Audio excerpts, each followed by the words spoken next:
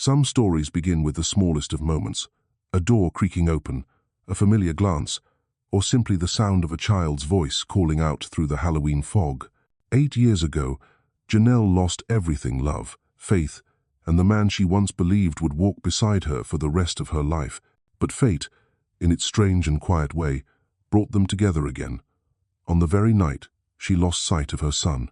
From that moment, everything began: love, guilt, forgiveness, and the journey to find peace once more. Welcome to Second Chance, a story about love, loss, and how two people learn to love again after losing everything. If you believe that everyone deserves a second chance in life, then stay with us and listen till the end. Don't forget to like, subscribe, and turn on the notification bell so that you won't miss a single part of this emotional journey. Now, let's begin. Willow Creek was wrapped in a thick blanket of fog that night. Streetlights cast a soft amber glow on the rain-slick pavement, reflecting off fallen maple leaves scattered along the sidewalks. Laughter and chatter from children in Halloween costumes filled the air, mingling with the wind and the rustle of leaves. Janelle Bennett stood at the corner of Crescent Avenue, her phone clutched tightly in her sweaty palm. Her eyes darted around, trying to pierce through the mist. Noah, where are you?" Her voice cracked, raw with panic. None of the costumed children nearby was hers. Their painted white faces and wide eyes only deepened her fear. Noah's pillowcase candy bag lay abandoned on the curb, half full, dropped in haste, a slight trace of a nightmare just beginning. 20 minutes ago, Noah had been right beside her, beaming in his shiny silver astronaut suit, the one he'd been excited about all week. He had held her hand, trading candy jokes with his friends.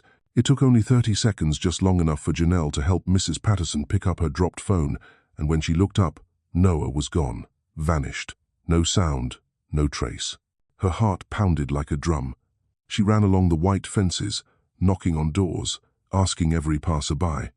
An 8-year-old boy, silver astronaut suit, have you seen him? But every shake of the head only tightened the knot in her chest.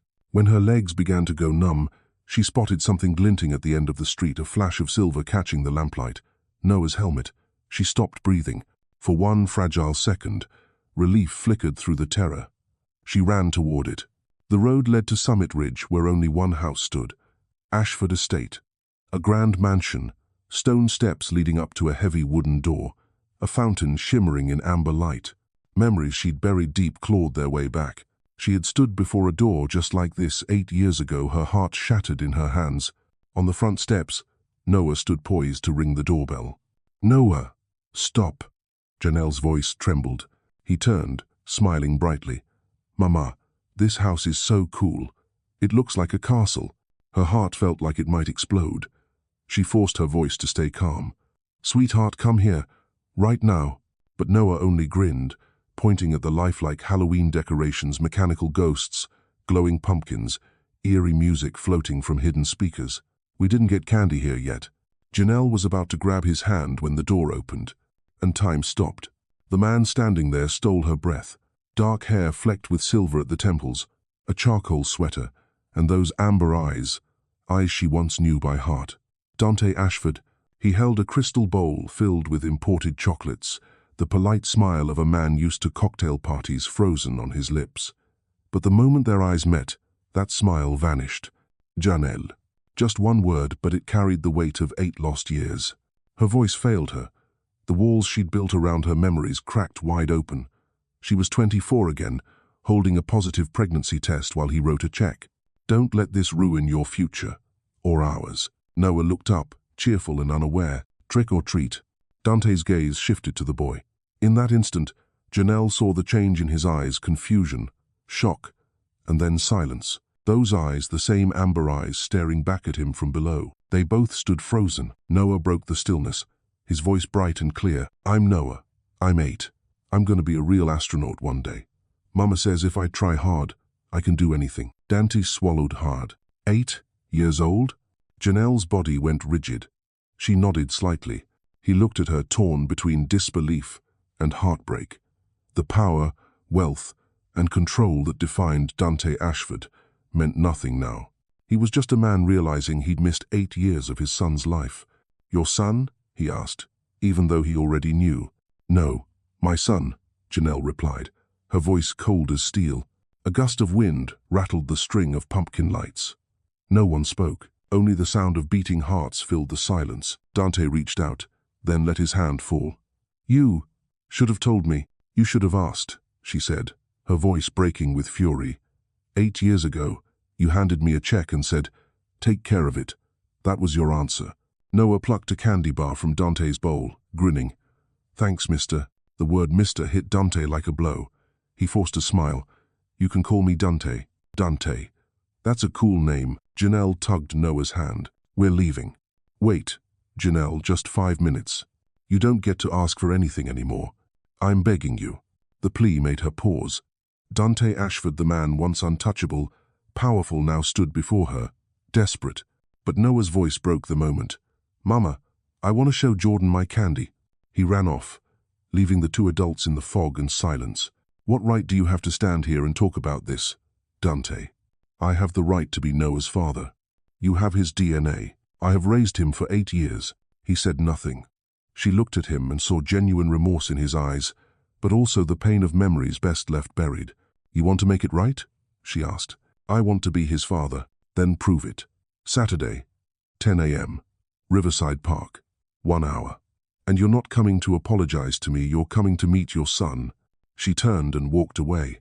Dante stood there, watching them disappear into the mist, still holding the now empty candy bowl. A cold wind swept through. For the first time in 8 years, he felt truly afraid of losing the only thing that still mattered. That night, Janelle sat in her small Maplewood kitchen, the ticking clock echoing in the quiet. Noah was fast asleep, his astronaut suit folded neatly at the foot of the bed.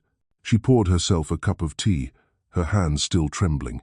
Dante's name echoed in her mind like a ghost that refused to fade. 8 years. 8 years since he'd walked out of her tiny Philadelphia apartment, leaving a check and an averted gaze. 8 years of anger and longing, of teaching and mothering, of being both parent and protector. She'd thought she'd forgotten him. But tonight, one look, and everything collapsed. Her phone buzzed. A message from an unknown number. "Thank you for letting me see him. I know I don't deserve it, but please, give me a chance. D.A." Janelle stared at the screen for a long time. She should delete it. Instead, she saved the number under a name, Dante Don't Trust. Then she replied, "Saturday, 10 a.m., Riverside Park, 1 hour. Don't be late." No greeting, no emoji. A minute later, his response came, "I'll be there." Janelle set the phone down and leaned her head into her hand. The tea had gone cold. Outside the window, the autumn wind stirred, tossing golden leaves into the air before letting them drift down again. She glanced at Noah, peacefully asleep, his lashes fluttering. "You don't need to know how much your mother's world fell apart tonight," she whispered. "Just sleep well, my love." But inside her, a quiet fear remained. She feared Dante would come because then she'd have to face everything she'd buried. And she feared he wouldn't, because that would prove people never really change. Across town, in his hilltop penthouse, Dante sat by the floor-to-ceiling window, the city lights stretching far below. The house was bright, but hollow. He gripped his phone tightly. Janelle's last message still glowed on the screen. 8 years ago, he chose wealth, power, and reputation. 8 years later, none of it mattered, not when he'd just met his son and couldn't tell him who he was. He pictured Janelle walking away strong, cold, but with eyes that still held a spark he couldn't name. Maybe it was anger, or maybe it was a flicker of hope. Dante sighed, setting the phone beside an old photograph, one he'd hidden for years. Janelle in a summer dress, holding a coffee cup, smiling by a window.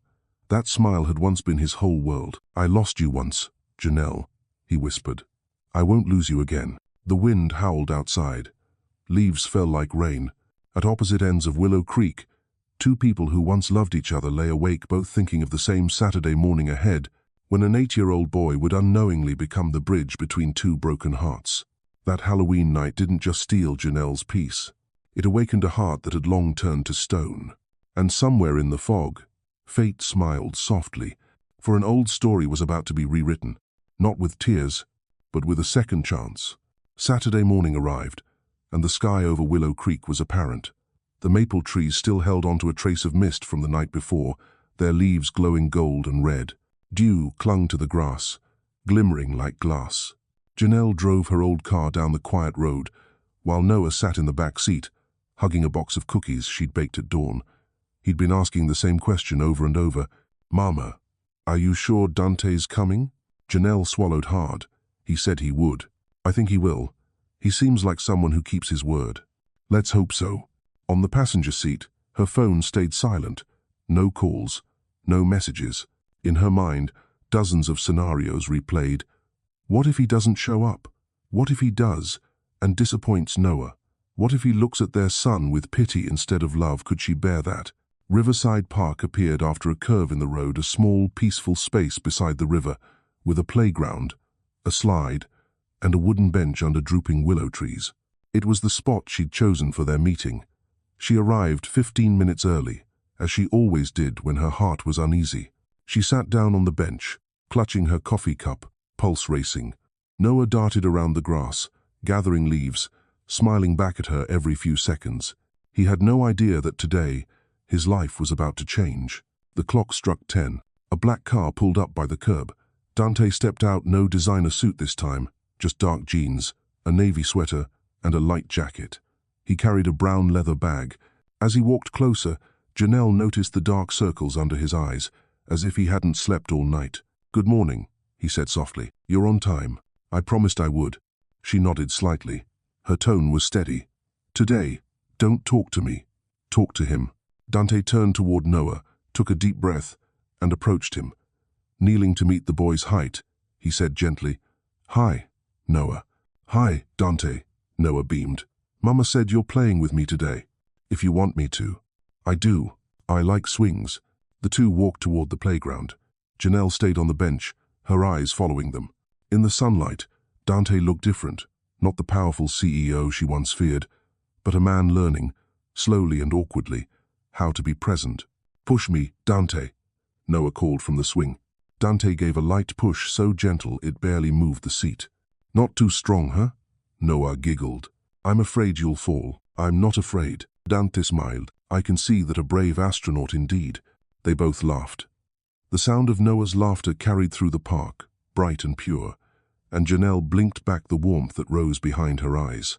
After a while, Dante reached into his bag and took out a long box. "I brought you something," he said. "What is it?" Noah asked. "A telescope, a real one, so you can see the stars." "Really?" "Really, but you'll have to wait until it's dark. I'll show you how to use it." Noah hugged the box tightly, eyes shining. "Thank you, Dante. This is the best gift ever." He turned and shouted, "Mama, Dante got me a telescope." Janelle smiled and nodded. Dante, however, went still.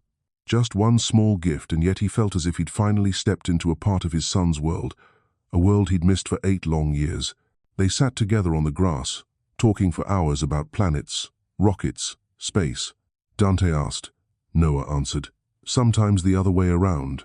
"You know," Dante said, "at NASA, there's a whole team that calculates rocket flight paths. Every launch is a masterpiece of math." "Can you do that?" Noah asked, eyes wide. Dante chuckled. "If I can remember 4th grade math again, I might need your help." Noah burst into laughter. From the bench, Janelle watched them, her chest tightening with a mix of joy and fear. She hadn't seen Noah laugh this much in years, but she also knew if Dante left again, that laughter would be what broke him the most. As the sun climbed higher, Noah ran off to the slide. Dante turned and walked back toward Janelle. "Thank you for letting me have this day," he said quietly. "Don't thank me. Just keep your word." "I will. Next Saturday, same time. I'll be here, even if there's a storm." He looked toward Noah sliding down and laughing freely, then murmured, "I never knew I could lose so much until I saw him." Janelle didn't answer. She said, "Now you know. Don't lose it again." The meeting ended with Noah's laughter and Dante's lingering gaze. When the black car disappeared beyond the trees, Janelle realized her hands were shaking. She rested her forehead against the steering wheel, breathing deeply. Part of her wanted to believe he'd changed. The other part warned her that trust was the most dangerous thing in the world.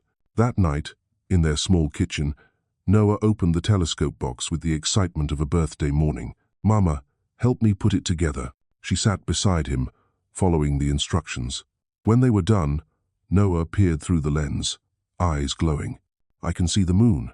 Dante said we might see Saturn tomorrow, if the sky's clear. Janelle smiled softly. He knows a lot, doesn't he? Yeah. He's smart, but he's not very good at cooking. He burned the hot dogs. They both laughed. Later, after Noah had fallen asleep, Janelle stepped out to the porch. Wrapped in a thin sweater, she gazed up at the stars, countless, silent witnesses above. Dante's image kept replaying in her mind, the way he looked at Noah, the slight tremor in his hands as he tied his son's shoelaces, the unguarded smile that reached his eyes. The arrogance was gone. What remained was a man flawed, awkward, but genuine. Her phone buzzed. A new message. I hope Noah had fun today. I've never met anyone who could make me feel so small in the best way. Thank you. D. Janelle read it several times before replying. It likes you. Keep your promise. Next Saturday, DSR. I'll be there. Honor's word. She set the phone down and sat quietly. For the first time in years, her heartbeat slowed not from fear, but from something fragile and almost forgotten. Hope. Across town, Dante was awake too. He stood on his balcony, staring toward the faint glow of Maplewood. He thought of Noah's laughter, of Janelle's voice cool, but no longer filled with hatred. He felt like he'd been given a gift he didn't deserve. I won't waste it this time, he whispered, as if swearing an oath. 3 days later, when Janelle returned home from work, a small box sat on her porch. No sender listed, only a note, for the little astronaut to see the stars up close. D. Inside was a star map and a pocket-sized telescope. Noah squealed with joy, as if he'd found buried treasure. Dante remembered. Mama, he'll come back. I know he will. Janelle smiled faintly. Sometimes she wondered if fate ever truly ended, or if it simply waited, patiently, for two people to grow enough to meet again. That night, for the first time in years, she opened her laptop and typed Dante Ashford into the search bar. Dozens of articles appeared. Youngest CEO in Ashford Industries history. Forbes under 40. Global deals. Power. Prestige. In every photo, he wore tailored suits, his expression composed, his smile restrained. She whispered to herself, "Is that really the same man who pushed my son on a swing today?"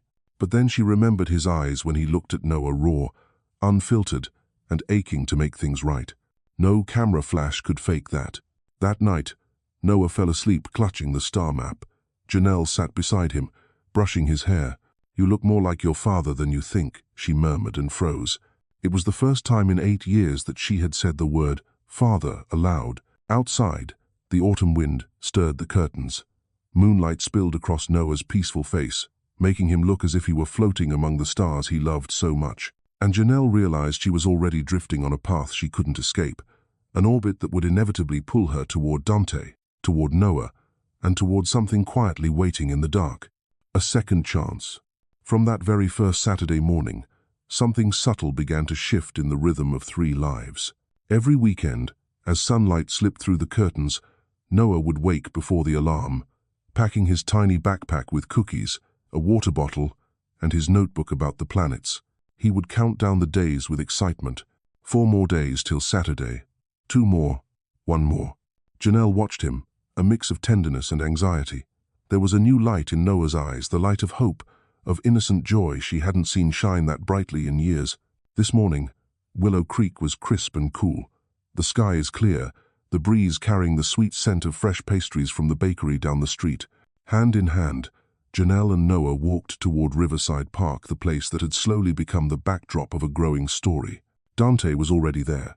He sat on their usual bench, a coffee cup in hand, and a small paper bag by his side. When he saw them, he stood, his smile uncertain but genuine.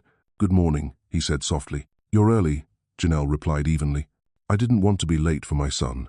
The simple way he said it, calm, without effort or grand gestures, made her heart tremble. Noah ran up, grinning. "Dante, I brought the mini telescope you gave me." "Did you?" "Well, I brought hot dogs. I learned to grill no burnt ones this time, I think." Noah laughed. "We'll see about that." And so, Saturday mornings became a new rhythm in their lives. Dante learned clumsily but earnestly how to push the swing just enough so Noah wouldn't tilt too far. Noah taught Dante how to distinguish between Mars and Jupiter using the small star map he carried. And Janelle, sitting a few yards away with her coffee, watched them, pretending to be calm while something inside her stirred warm, aching, and afraid to hope. One morning, Dante arrived with a small plastic rocket model. "I made one of these when I was your age," he said, placing the box on the picnic table. "Does it really fly?" Noah asked, wide-eyed. "If we build it right."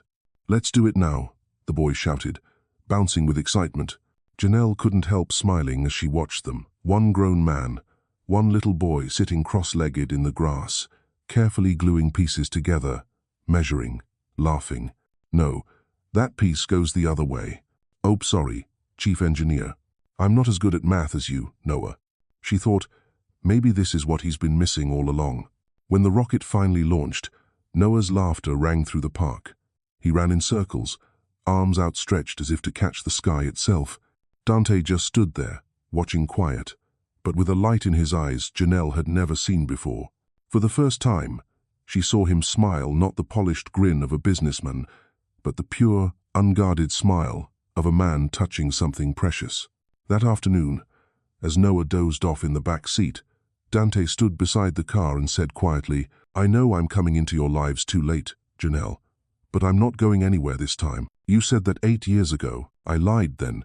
This time, I'm swearing it." Janelle didn't respond, but somewhere deep inside, a small spark flickered to life.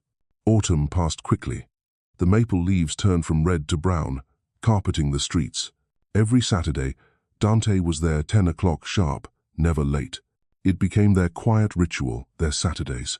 When it didn't rain, they sat by the riverside, the grass cool beneath them. When it did, Dante brought an umbrella, Noah wore his little astronaut raincoat, and Janelle brought hot cocoa in a thermos. The three of them sat beneath the willow tree, listening to the rain tapping on the umbrella, watching ripples spread across the water.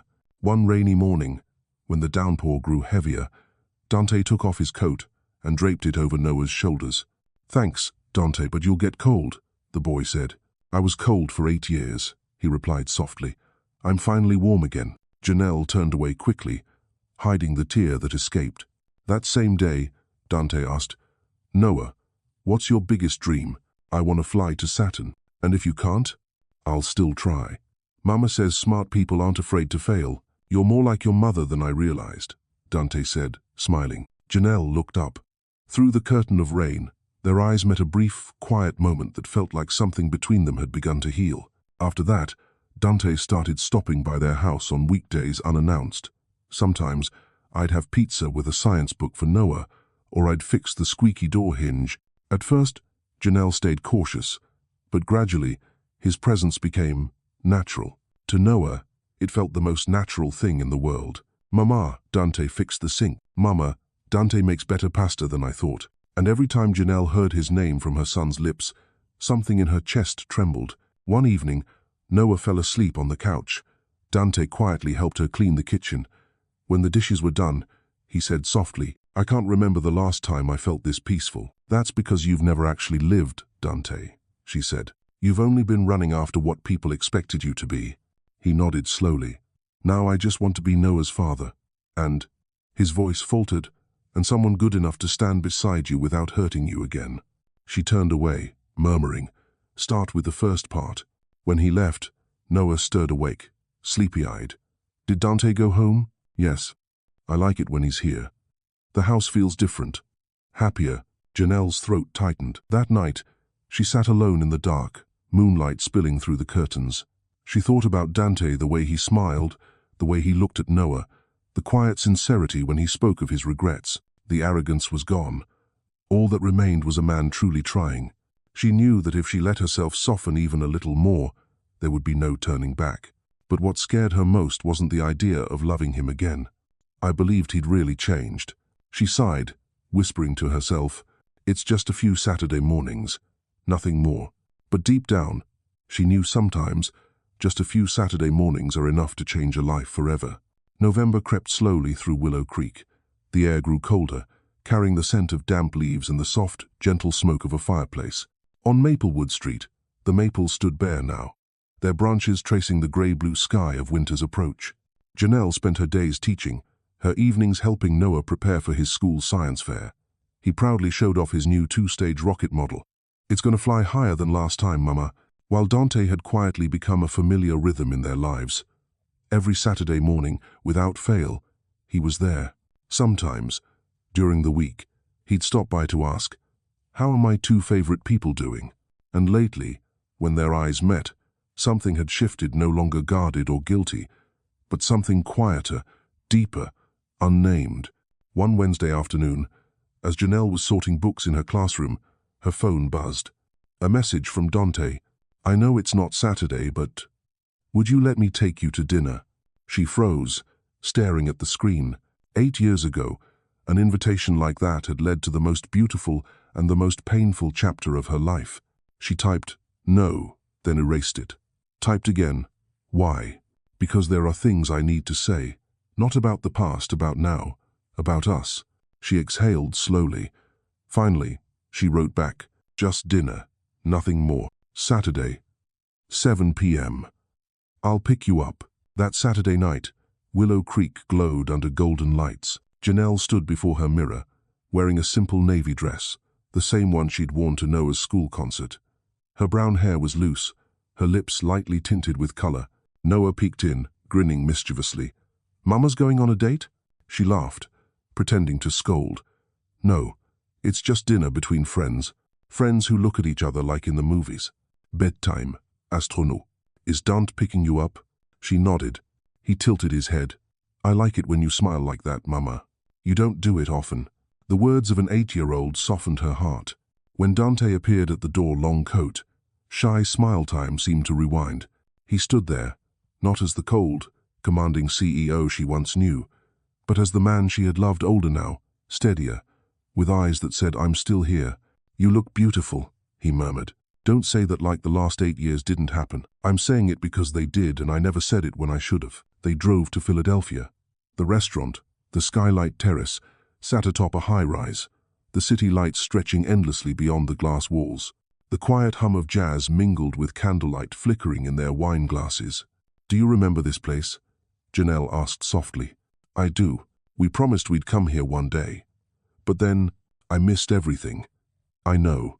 They sat across from each other somewhere between memory and the present. The food arrived, but neither of them cared to eat. Conversation began slowly, then deepened. "I used to think that if I worked hard enough, achieved enough, I'd be happy," Dante said, his gaze lost in the city skyline. "But when I finally got there, all I saw was emptiness, no one to share it with." "Because that's what you chose," she said quietly. "I know. And it was the worst choice of my life. You had your chance, Dante. You chose to walk away." "I didn't walk away. I was scared." Janelle gave a faint, bitter smile. "Scared of what? Being a father? Losing your reputation? Scared of losing you. Scared of ruining your life. I was stupid enough to think leaving was protecting you." The space between them grew heavy. Janelle looked at him for a long time before whispering, "Do you know what I went through? Carrying a child alone, learning to be a mother when I barely knew how to be an adult. Nights staying awake through fevers, choosing between milk money and electricity while you were in press conferences and Forbes spreads." Dante's voice cracked. "I can't defend that. I was wrong. But Janelle, I've changed. People say that. I don't want to say it, I want to prove it. Not with words. With the rest of my life." She turned to the window. The wind swept past the rooftops outside, and the lights of the city blurred into a sea of tiny, trembling stars. She thought of Noah, of Saturday mornings, of the way Dante looked at his son, not with guilt, but with awe. Maybe that was the proof she'd been waiting for all along. "I'm not promising anything," she said quietly. "But I'm listening." "Then let me say this," he said. "I never stopped loving you, not for a single day in 8 years." Time stilled. The jazz faded into a heartbeat. Janelle met his eyes, those amber eyes that once undid her, now filled with pain and warmth all at once. "I don't know if I can love you again," she whispered. "I know, and I won't ask you to. I want the chance to try." When they left the restaurant, the wind had turned colder, carrying the sharp edge of winter. Dante opened the car door for her, then hesitated. "Janelle." "Yes? If you'll let me, I'd like to start over. Not from where we ended, from where we are now." She looked at him for a long moment, then nodded once. "Try, Dante. Just this once." In the days that followed, nothing was defined, but everything felt different. Dante kept his word. He was there every Saturday with Noah, but now, sometimes after the park, they'd have lunch together or wander through the Maplewood market. Noah walked between them, holding both their hands carefree, beaming as if this had always been his family. Janelle still kept her distance, but her eyes had softened. Once, as Dante knelt to tie Noah's shoelaces, she caught that look, the same look that had once made her believe he was her whole world. And she realized maybe that world had never really disappeared. It had just learned what remorse meant. One Thursday evening, Dante arrived with dinner, homemade pasta, wine, and small brownies for Noah. They ate together, laughter filling the tiny kitchen. After Noah went to bed, only the soft ticking of the clock and the lingering scent of food remained. As Janelle washed the dishes, Dante stood beside her, drying each plate as she washed. "I never thought washing dishes could feel this peaceful," he said quietly. "Because you've never lived a normal day in your life," she teased. "Maybe, but maybe it's time I start." Silence settled, comfortable and warm. Then he put the towel down and turned to her. "Janelle, do you believe in second chances?" She paused. "They exist, but people rarely dare to take them." "I'm trying to." "What are you most afraid of?" "That you'll never forgive me. That Noah will never call me Dad." "Forgiveness takes time, and love takes even more." "I know, but I'm willing to wait." In that moment, no candles, no music, just two people who had once broken each other standing in the soft kitchen light. Something shifted. The past no longer haunted the room. The future was quietly beginning. As she walked him to the door, Janelle said, "Thanks for dinner. Thank you for the chance. Don't make it sound like more than it is. It's just a meal. I know. But for me, it's a beginning." She smiled faintly, stepping back to close the door. "Janelle," he said softly, "what is it? Can I say something without expecting anything in return?" "Go ahead." "I love you. Still." She stood frozen. The porch light washed over her face, her eyes glistening not with tears, but with something she couldn't name. After a long pause, she whispered, "I know." The door closed, but inside Janelle, another one quietly opened, a small, fragile door of hope she thought she'd locked forever. That night, lying beside Noah, she whispered, "You know, sometimes people lose each other for a long time. But if they're lucky, they find their way back. Not to start over, but to finish what was left undone." "Half asleep," Noah mumbled. "Like you and Dante." She smiled, brushing his hair. "Yes, just like that." January arrived with the season's first snow. Willow Creek lay beneath a soft white blanket, the little town hushed and calm after Christmas. That peace lasted until a Tuesday evening. Janelle was at the kitchen table, grading papers. In the living room, Noah was busy with his new rocket model. Outside, snow fell soundlessly. Everything felt safe until her phone buzzed with a call from an unknown number. "Hello, is this Miss Janelle Bennett?" "Yes, it is." "This is Patricia Morrison from the Chronicle Business Journal. We're publishing a feature on Mr. Dante Ashford, CEO of Ashford Industries. I wanted to ask your thoughts on the story about his secret child becoming public." For a moment, everything around Janelle froze. "I'm sorry, what did you just say?"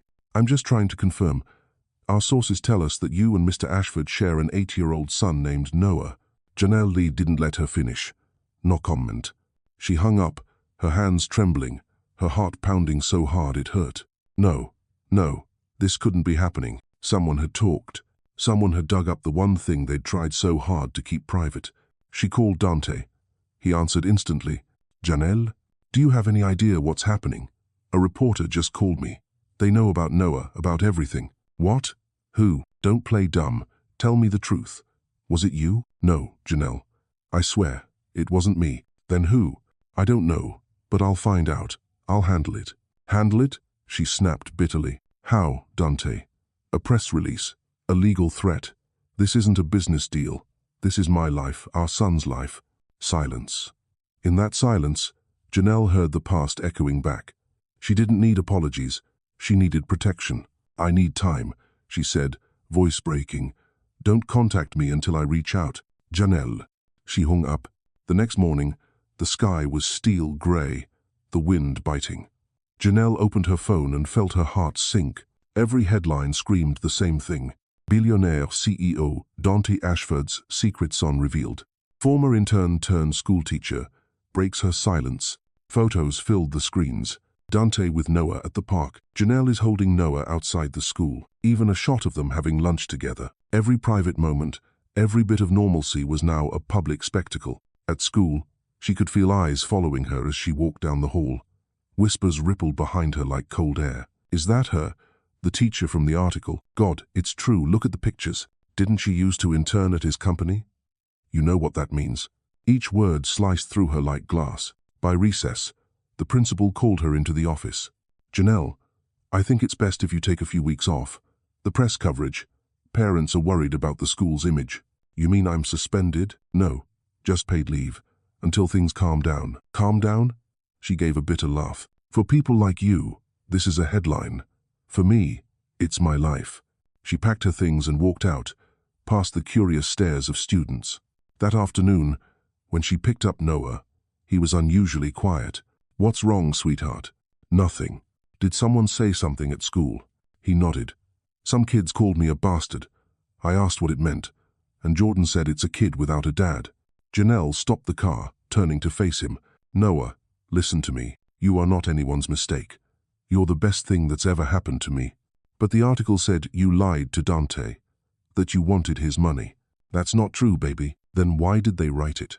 The question, simple but cruel, left her speechless. Because some people like tearing others down more than seeing what's good, she finally said. Noah nodded slowly, eyes wet. I don't want to see Dante anymore. If he hadn't found us, none of this would have happened. His words cut deeper than any headline. That night, snow fell thick and heavy outside. In the dark kitchen, Janelle sat with her head in her hands. 8 years of building peace had crumbled in a single night. Then, the doorbell rang. Dante.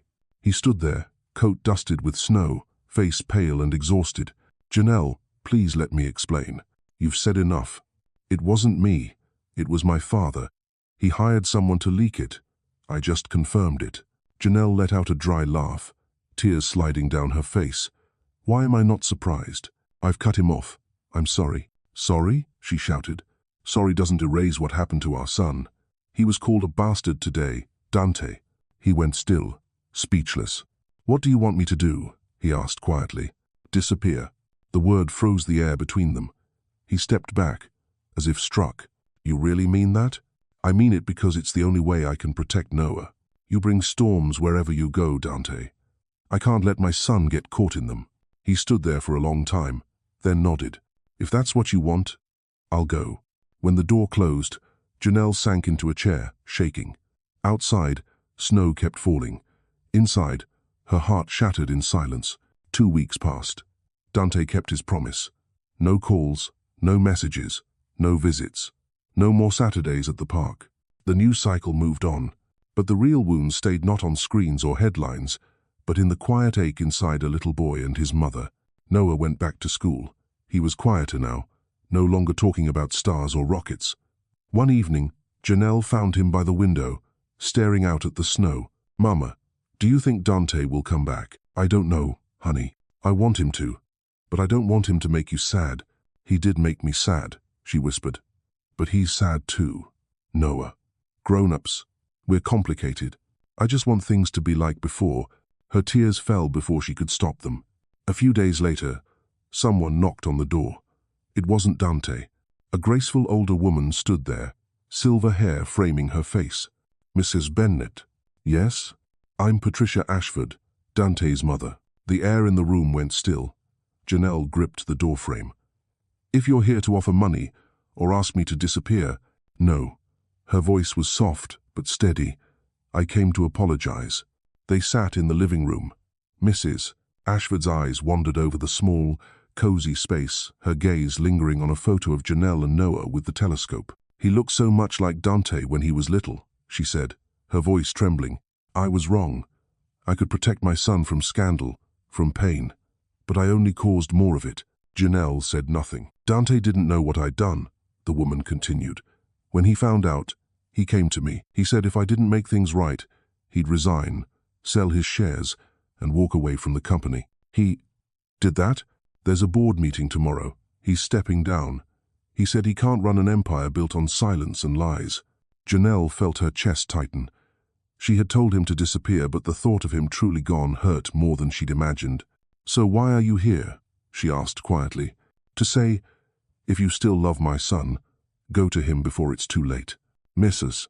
Ashford rose, leaving a card on the table. "He's at the house on the hill, packing up. Tell him his family was wrong, and that we're ready to begin again, if you'll let us."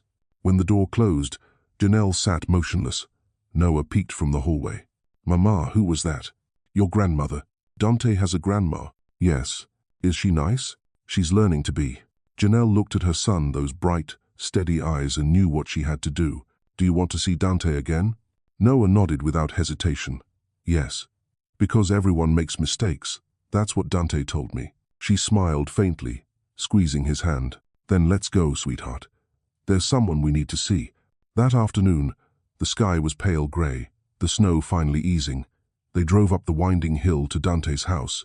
From a distance, she saw boxes stacked by the doorway, and the man she once loved, standing there, thinner, hollow-eyed. He turned when he heard footsteps. "Janelle, I heard you're leaving."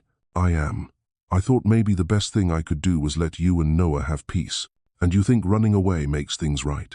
I don't have anything left to give you, except for my absence." Noah ran forward, throwing his arms around him. "Dante, don't go. I don't want you to. I'm still mad, but I miss you." Dante dropped to his knees, hugging the boy tightly. "I'm sorry," he whispered.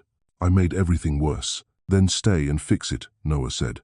"Mama says everyone deserves a second chance." Janelle's tears fell, warm against the cold air. "Dante," she said softly, "you don't need to disappear. You need to stay and do it right. Not for the press, not for your reputation, for your son, for us." He looked up, his voice unsteady. "I can't believe you're saying this." "Believe it." Dante turned to them both, eyes glistening. "I'll stay. Not because I deserve it, but because I finally understand that love isn't something to hide. It's something to protect." Outside, the snow began to melt. A shy winter sun broke through the clouds.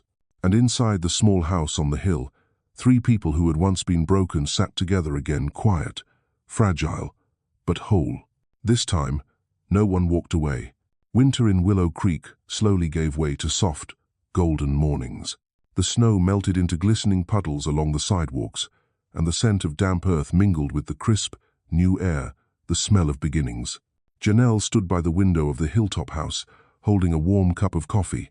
Below, Noah and Dante were shoveling the last traces of snow, laughing as they worked. The boys' laughter echoed through the cold air, yet it filled her chest with a warmth she hadn't felt in years.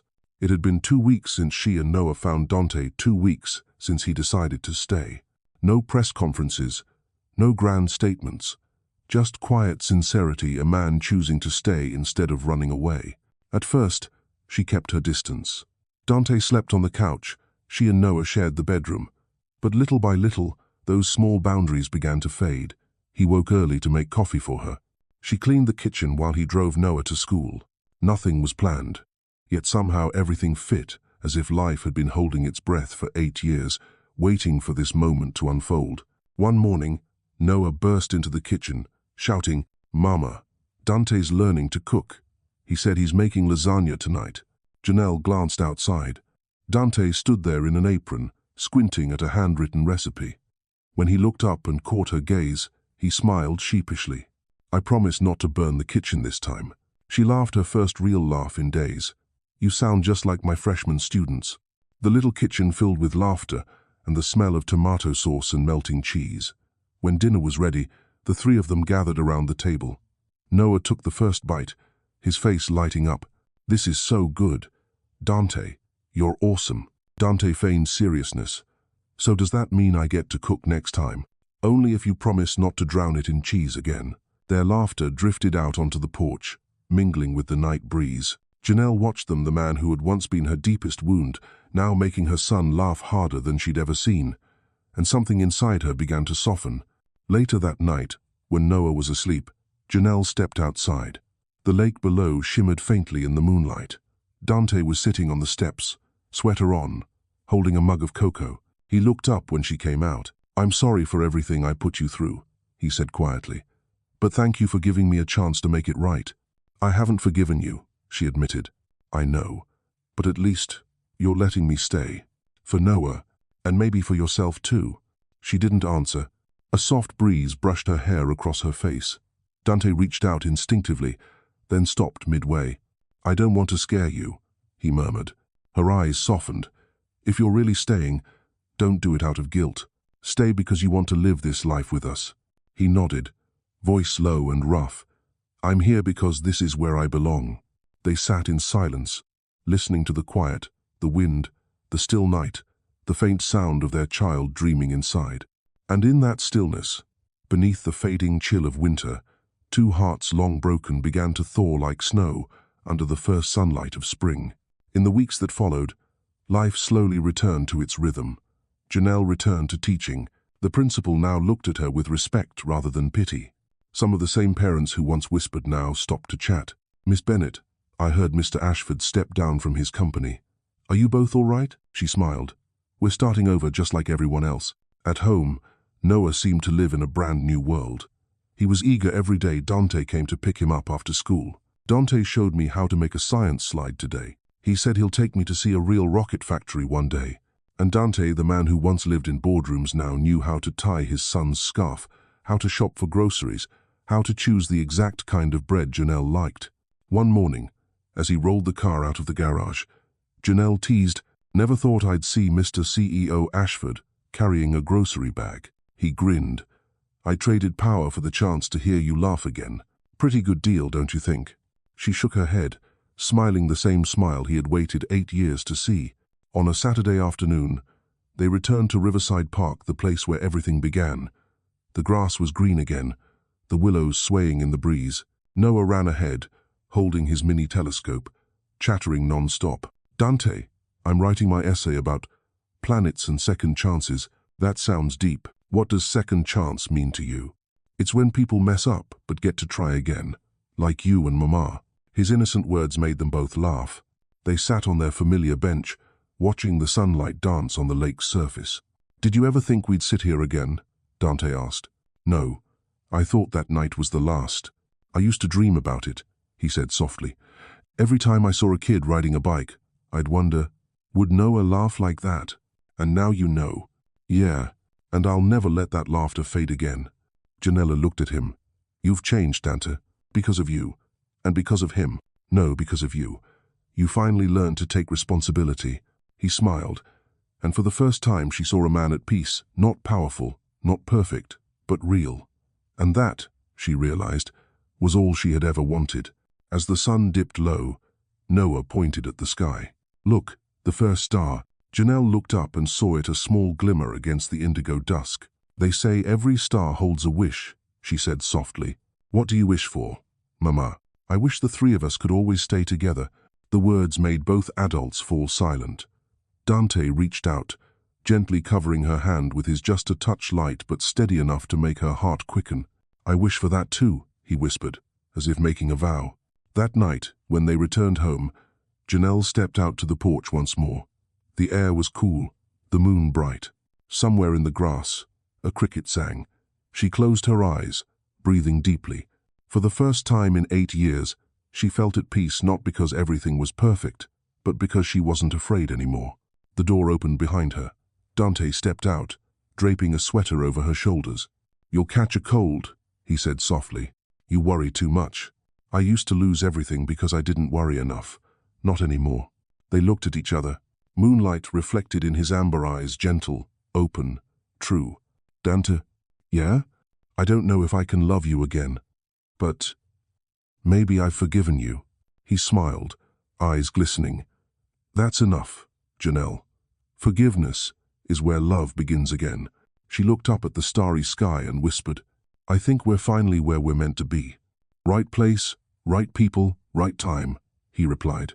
And there, under the quiet spring night, they sat side by side, listening to the soft wind and the steady breath of the child sleeping inside the same child who had once torn them apart. Now the reason they'd found their way back. Somewhere in that silence, something truly began to heal.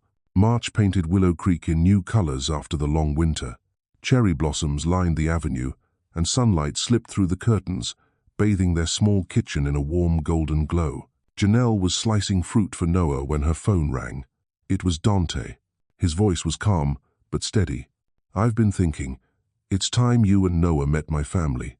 The knife paused mid-air. "Your family? You mean your mother?" "My mother and my sister. They want to meet you. To meet my son." Silence stretched between them. Sunlight caught the edge of her face, strong, but uncertain. "After everything they've done? I know it's not easy. But my mother, she's changed. She wants to apologize not just to me, but to you and Noah." The memories came rushing back, bright lights, sharp stares, words that cut like glass. "Just one dinner," Dante said softly. "If you feel uncomfortable, we'll leave. I promise." Janelle looked out the window. Outside, Noah was laughing at a bird perched on the fence. Maybe, she thought, it was time her son learned the rest of where he came from. "All right," she said finally. "But I'm doing this for Noah. He deserves to know his roots." That evening, Dante's sleek black car turned into the marble drive leading to the Ashford estate. Warm light spilled across neatly trimmed hedges. The mansion was just as grand as it had been 8 years ago, but this time, Janelle was no longer the frightened 4-year-old who had once walked through those doors feeling small and out of place. She reached back, squeezing Noah's hand. "You okay, sweetheart?"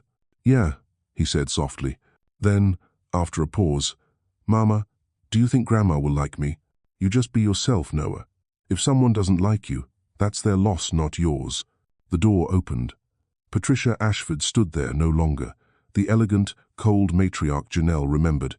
Dressed in a simple sweater, her eyes were tired, but gentler. "Janelle, Noah," she said, voice trembling slightly.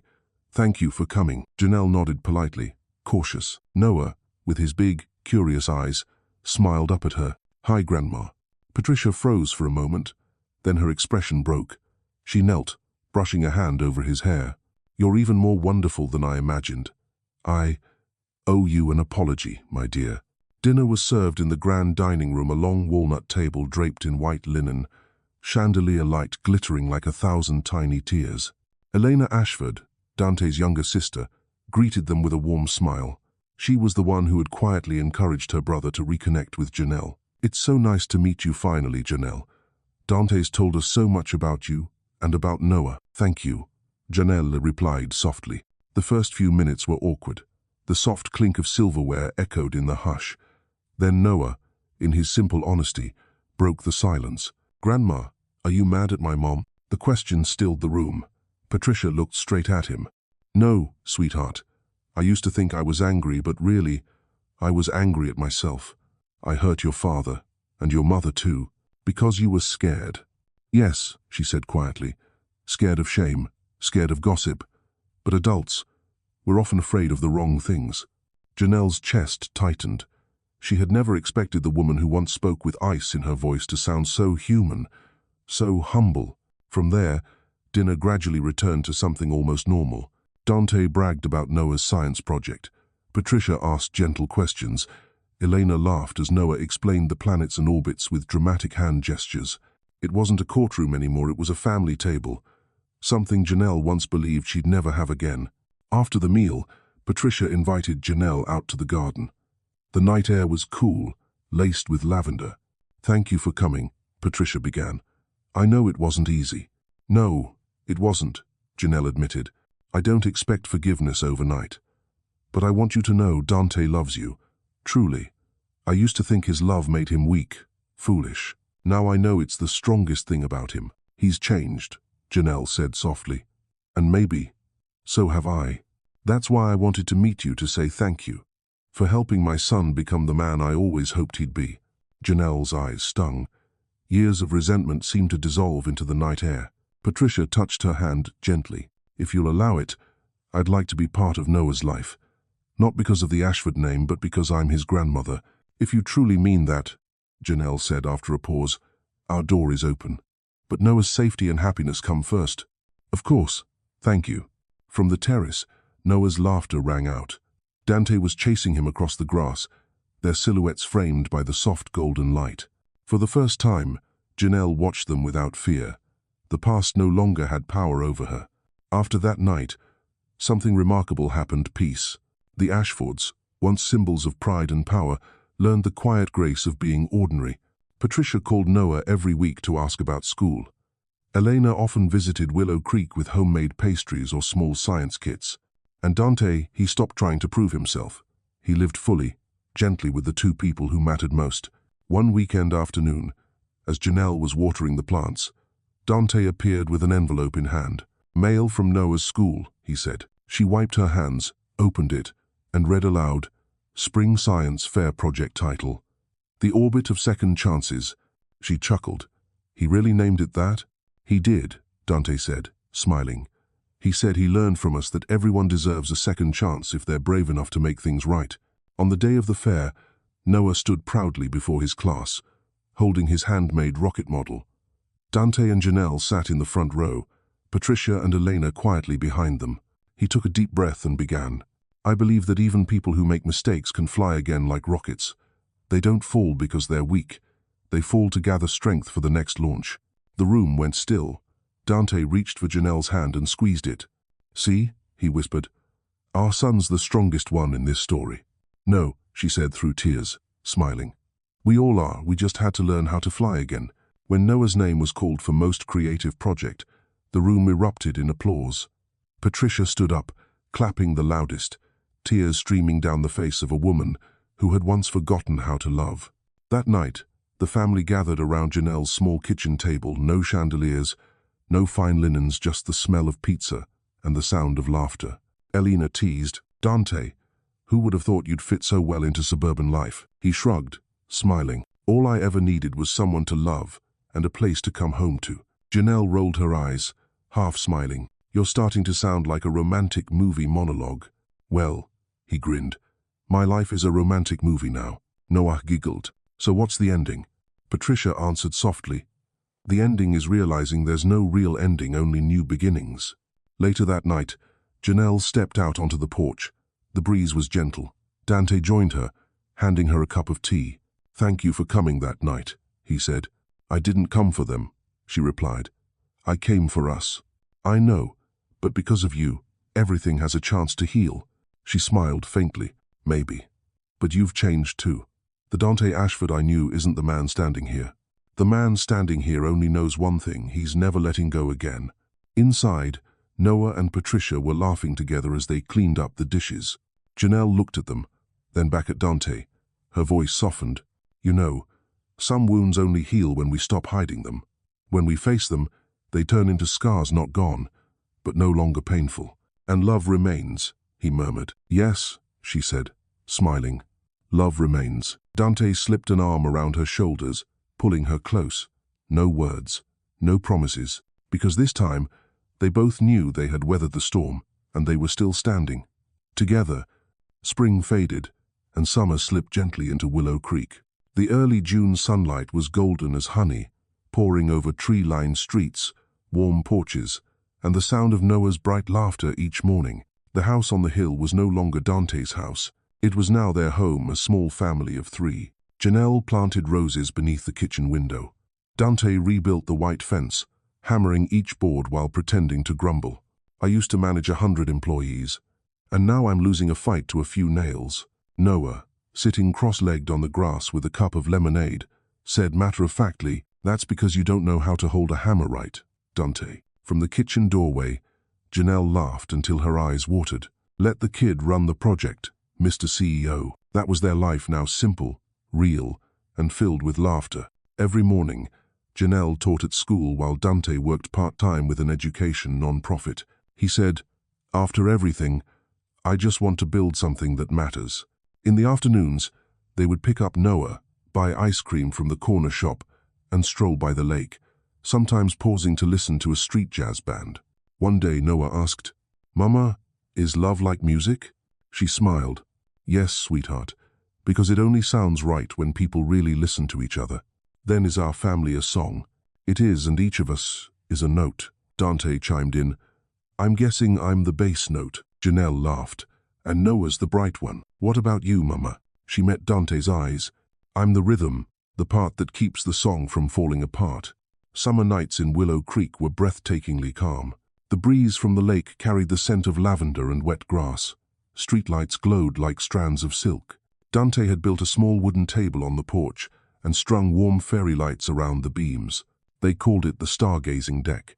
Every night, after Noah fell asleep, they sat there, sometimes talking, sometimes simply listening to the quiet. One evening, Janelle asked, "Do you miss New York?" "I do," he said, "but not the lights or the meetings. I miss the sense of purpose. Only now, I have a different one." "What's that?" "Keeping you two happy. For the rest of my life."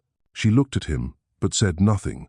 The porch light reflected in his eyes, warm, steady, impossible to turn away from.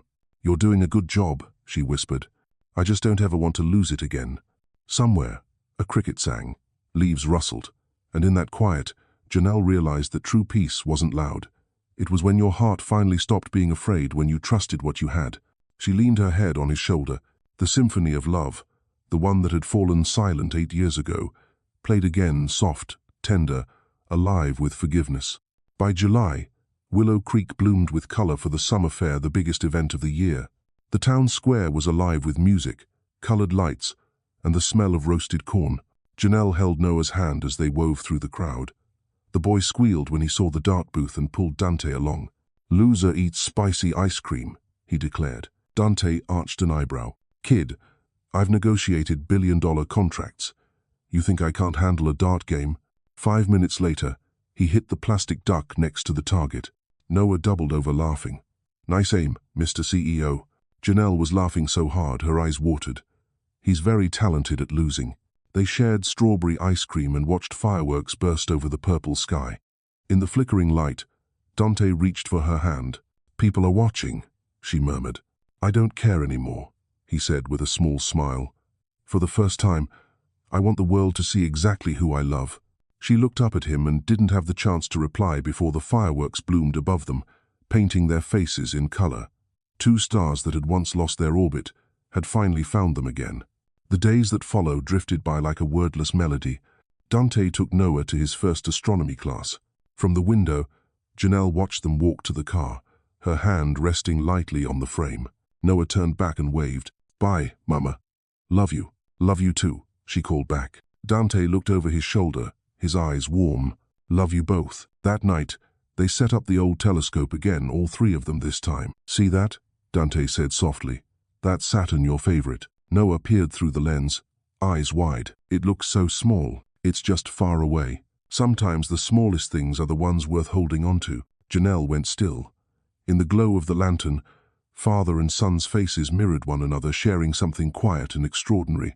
She realized love wasn't just 2 people looking at each other. It was 2 people looking in the same direction, toward the child between them, toward the years ahead, toward a future where they'd grow old but never forget why it began. On the last night of summer, the air was cool and sweet. Noah was asleep, and Janelle sat on the porch watching the moon. Dante stepped outside, carrying an old guitar. "You play?" she asked. "Not well," he said, smiling. "But I want to try." He strummed a few uncertain chords, clumsy but sincere, and began to sing, his voice low and rough like the wind. "You were the silence after the storm, the calm I never knew I'd find." Janelle smiled through the tears clouding her eyes. "You wrote that?" "No. But I changed the words, because it sounds like us." He set the guitar down and stepped closer, taking her hands. "I used to think love had to be perfect, big and flawless. But it's really made of small things. A dinner shared, a child's laughter, someone waiting when you come home." "You're right," she whispered. "Real love doesn't need to be loud. It just needs to stay." They stood there beneath the summer moon, beneath the wind, beneath all the old scars. No more apologies, no more promises. Just 2 people who had survived the wreckage, learning to love gently for the first time, and the right time. The symphony they created didn't play in a concert hall. It had no audience, but it was the most beautiful song of their lives, written with forgiveness, hope, and the steady rhythm of 2 hearts that had once lost their way, now perfectly in tune again. August came to Willow Creek in all its golden glory. The sky stretched endlessly blue. The sunlight draped over the hills and rooftops, spilling warmth onto fields of tall amber grass. Dante woke early, stepping out onto the balcony. Inside, Janelle was still asleep, her hair loose on the pillow, her face serene in the morning light. He stood there for a long time, his heart swelling with a strange mix of gratitude and fear. Some people, he thought, are so precious that just imagining losing them can make your hands tremble. From the hallway came the patter of small feet. Noah, his hair tousled, clutching his teddy bear, grinned up at him. "Good morning, Dante." "Morning, little astronaut. What are you doing?" "Thinking." Dante smiled, that today might be a special day. "Is it someone's birthday?" "Not exactly, but maybe the start of a new journey." That afternoon, he drove them out to a grassy hill about 3 miles from town. From the top, they could see the lake shimmering beneath the orange glow of the setting Sunday. Dante set up a small wooden table, complete with 3 glasses of lemonade, a blue velvet box, and the old telescope. Janelle raised an eyebrow. "What's all this? A retro-style picnic?" "Something like that." "You're being mysterious, Dante. Just making up for something I should have done 8 years ago." Noah laughed, chasing the first flickering fireflies of dusk. Janelle watched him, her voice softening. "He's pleased. Because you raised him with love," Dante said. "I'm just trying to learn how to add my half." "You're doing well," she whispered. They ate dinner as the sunset deepened into a violet hue. Dante couldn't take his eyes off her, the woman who had walked through storms and somehow still carried gentleness like light. She didn't know, but that calmness had saved him more than once. When the first stars began to appear, he stood and walked over to the telescope. "Remember this?" "Of course," Janelle said, smiling. "When you first gave it to Noah, I thought you were trying to buy forgiveness." "I thought so too," he admitted. "But now, it's more than a gift. It's a reminder that sometimes the things farthest away help us see what's closest." She said nothing, but her eyes softened. Dante gestured to Noah. "Mission Control, you ready?" "Aye, aye." Noah grinned. "Operation Secret Plan is go." He opened the blue velvet box, not a ring, but an old notebook, worn and frayed at the corners. On the cover, in faded ink, were the words, "For Jay." Janelle's breath caught. "Is that?" "My journal," Dante said quietly. 8 years' worth. About the days I missed you, the nights I almost called, the lessons I learned from living without you. He flipped it open and began to read, his voice low and trembling. "Day 1. You left. I thought I had everything, but I had nothing. Day 86. I heard a child's laugh in the park. It hurt. Day 501. I began to understand what loneliness really is. Day 1235. I wished for one more chance to say I'm sorry. Day 2912. I promised that if I ever got that chance, I'd show it, not say it. And today, day 3029, I'm keeping that promise." He lifted his eyes to hers, steady and vulnerable. "Janelle Bennett, 8 years ago, I chose wrong. But tonight, I choose again, not out of guilt, but out of love." He reached into his pocket and took out a small silver ring, no diamonds, no flash, just a straightforward word engraved inside. "Home. Because you," he whispered, "are home. You and Noah, you're where I belong. No matter how far I go." Janelle's tears fell before she could stop them. "I'm not asking for perfect," he said. "Just to be beside you every sunrise. Every night we watch the stars." The world went quiet. The wind stirred the grass, and fireflies floated like tiny lanterns. And from a few steps away, Noah whispered, smiling, "Say yes, Mama." Janelle laughed through her tears, kneeling to meet Dante's eyes. "You know," she said, voice trembling, "for 8 years I was afraid of love. I thought it made people weak, but it turns out it's the thing that made me strongest." She extended her hand. "And maybe I'm finally ready to come home." His fingers shook as he slipped the ring onto hers. Under a sky jeweled with stars, he whispered, "Welcome home."